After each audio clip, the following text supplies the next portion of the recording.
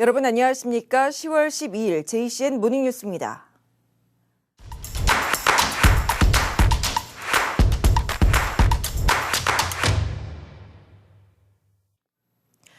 울산 전국체전이 막바지로 치닫고 있습니다. 이번 전국체전에서 양궁 3관왕을 달성한 울산 스포츠과학고등학교의 서보은 선수가 오늘 결승에서 4관왕까지 거머쥘 수 있을지 관심이 집중되고 있습니다. 복싱에서는 두호균, 이희준 선수가 값진 동메달을 목에 걸었습니다. 스포츠과학고 선수들의 활약을 심은홍 기자가 취재했습니다. 울산 남구 문수 양궁장. 울산 스포츠과학고 3학년 서보은 선수가 활 시위를 당깁니다. 흔들림 없는 자세로 10점을 쏩니다. 지난 8일 여자고등부 60m와 70m에서 금메달을, 지난 9일 50m에서도 금메달을 획득하며 3관왕을 따낸 바 있습니다. 안정된 경기 모습을 보여준 결과 12일 진행돼 결승전을 앞두고 4관왕에 한 발 더 가까이 갔습니다.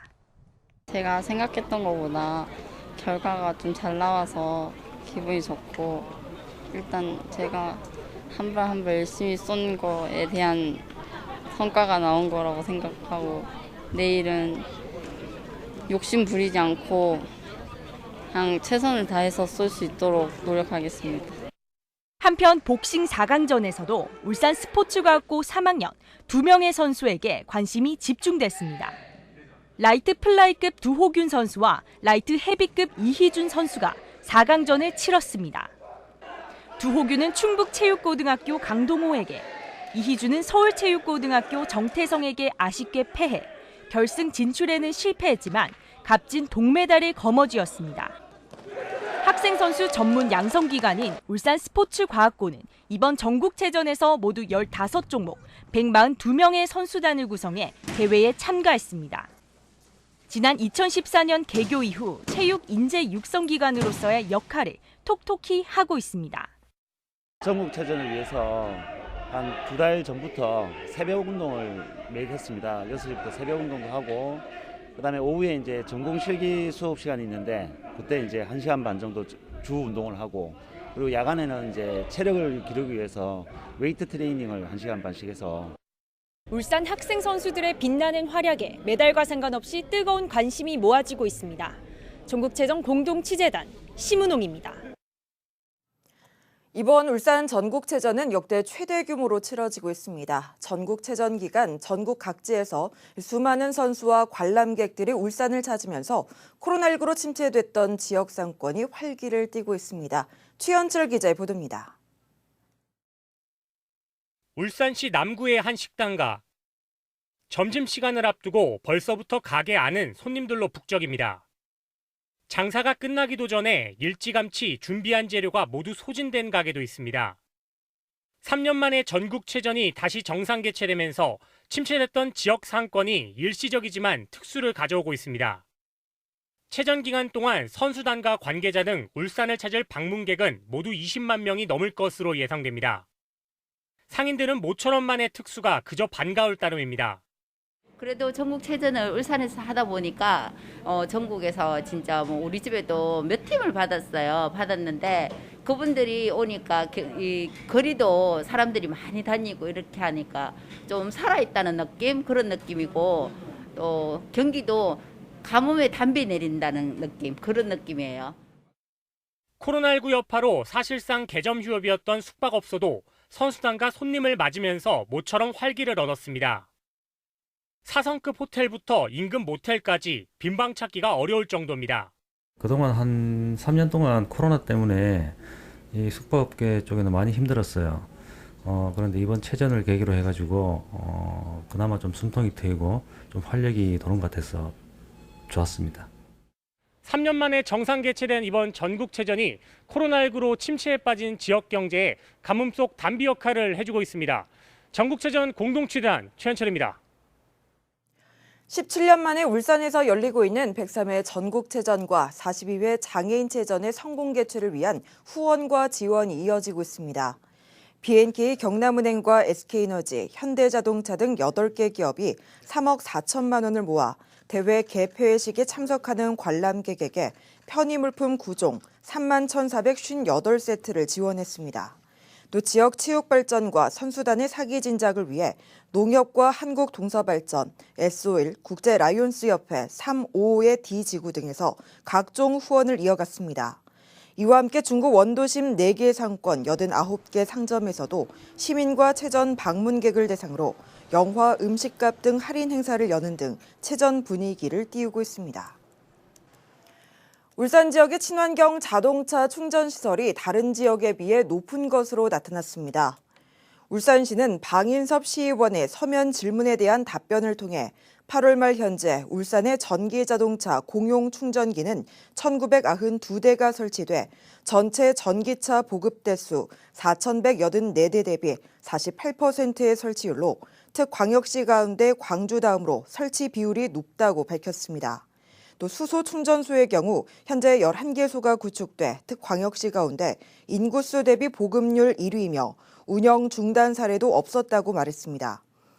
울산시는 이 밖에도 초고속 전기 충전기와 전주 거치형 충전소 설치를 추진하고 수소 충전소에도 5곳에 추가 설치하는 등 친환경차 충전 인프라를 확대해 나가겠다고 밝혔습니다. 최근 7년간 외국인들이 3만 채에 달하는 국내 아파트를 매입한 가운데 절반 이상은 중국인이 사들였으며 중국인 매입 비율이 가장 높은 지역은 울산인 것으로 나타났습니다.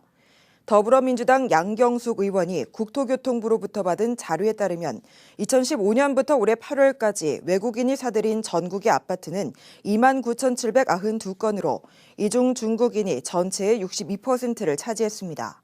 특히 최근 7년간 중국인들이 가장 많이 아파트를 사들인 지역은 울산으로 중국인의 매입 비율이 87%에 달했으며 이어서 충남과 제주 등의 순을 보였습니다.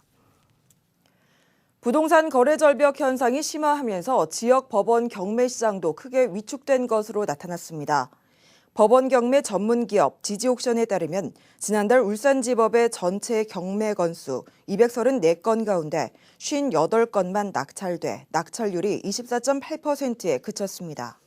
이는 2019년 5월 이후 40개월 만에 가장 낮은 수치로 경매 물건 4건 중 3건이 유찰된 셈입니다.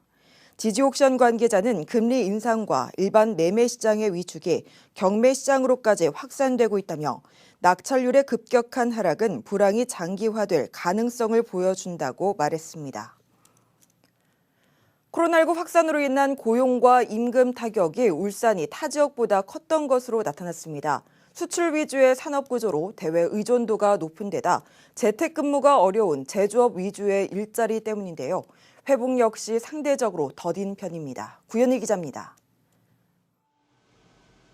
코로나19 확산으로 울산의 고용시장이 받은 충격은 타 시도보다 컸던 것으로 나타났습니다. 한국은행 울산본부는 코로나19 이후 울산 지역의 고용과 임금 회복 상황을 평가하는 연구조사 결과를 발표했습니다.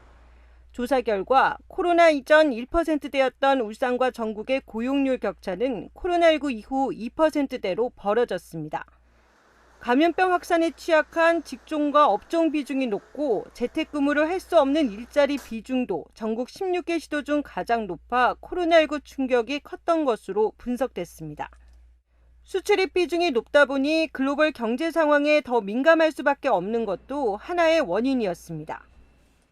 여기에 고용시장 회복 속도도 느린 것으로 나타났습니다.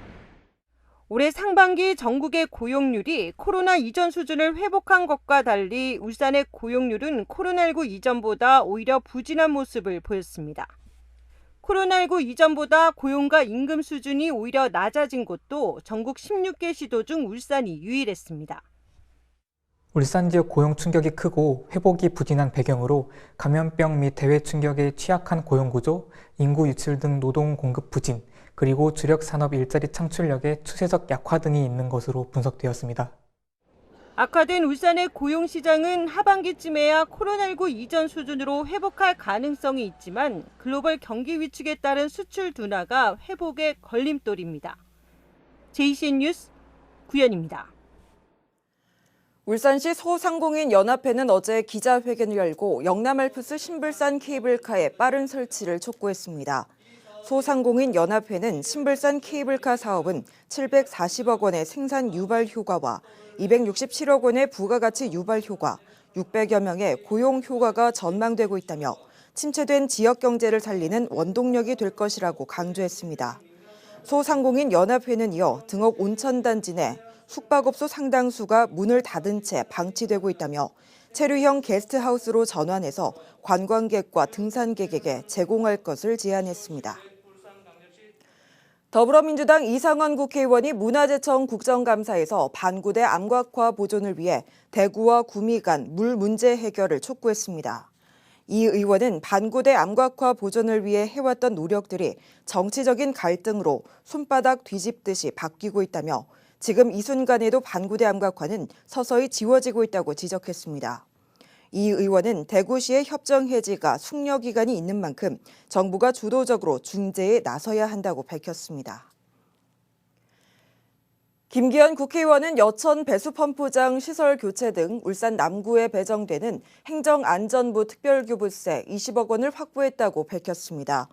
이번에 확보된 특별교부세는 여천 배수펌프장에 부유물 수거시설 제진기를 교체해 홍수 등의 재난에 대비하고 그동안 노후대에 협소하고 안전 문제가 거론돼 오던 삼산동의 행정복지센터 이전 건립 사업비로 사용됩니다.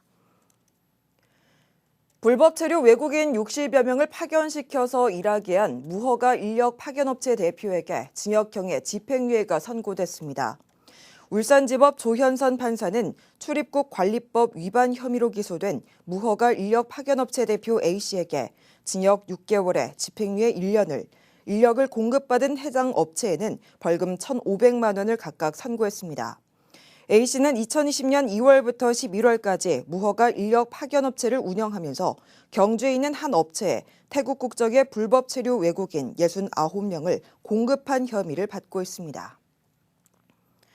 울산시 교육청이 초등학교 5학년부터 고등학교 3학년까지 모든 학생에게 학습용 스마트 기기를 지급합니다. 스마트 기기 지급 사업은 디지털 전환 시대를 맞아 미래 교육을 본격적으로 추진하고 창의적인 인재 양성을 위해서 마련됐습니다. 교육청은 다음 달 말까지 16,500여 대를 1차로 지급하고 내년 2월까지 52,000여 대를 추가로 지급할 예정이며 이를 위해 예산 552억 원을 확보했습니다.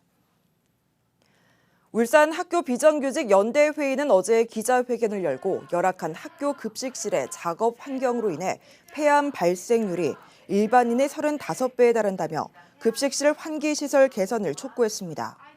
노조는 강득구 국회의원의 국감 자료에 따르면 급식실 노동자 가운데 1.02%가 임상적 폐암 의심 단계로 나타났다며 일반인에 비해 35배 높은 유병률을 보이고 있다고 지적했습니다. 노조는 학교 급식실의 적정 인원 충원과 학교 급식실 환기시설 개선 등을 요구했습니다. 남구 그린리더 협의회가 오는 13일부터 16일까지 4일간 업 리사이클링 그린 환경 부스를 운영합니다. 주요 프로그램으로는 버려지는 전단지를 활용한 핸드폰 그립통 만들기와 장생포 고래빵 카페에서 버려진 종이컵을 활용한 고래 무드 등 만들기 등 다양한 체험 프로그램이 진행됩니다. 특히 일회용품 줄이기 캠페인의 일환으로 텀블러나 다회용 컵을 가져오면 커피 음료를 무료로 제공한다고 밝혔습니다. 사회공헌 연결망인 행복얼라이언스와 울산항만공사, SK이노베이션 울산 컴플렉스는 어제 취약계층 아동 영양간식 꾸러미 지원 성금 전달식을 가졌습니다. SK이노베이션은 6천만 원을, 울산항만공사는 2천만 원의 성금을 전달했습니다. 성금은 행복도시락센터 울산점을 통해 11월부터 내년 1월까지 취약계층 아동 200명에게 도시락으로 전달됩니다. JCN 모닝뉴스를 마칩니다. 함께해 주신 여러분 고맙습니다.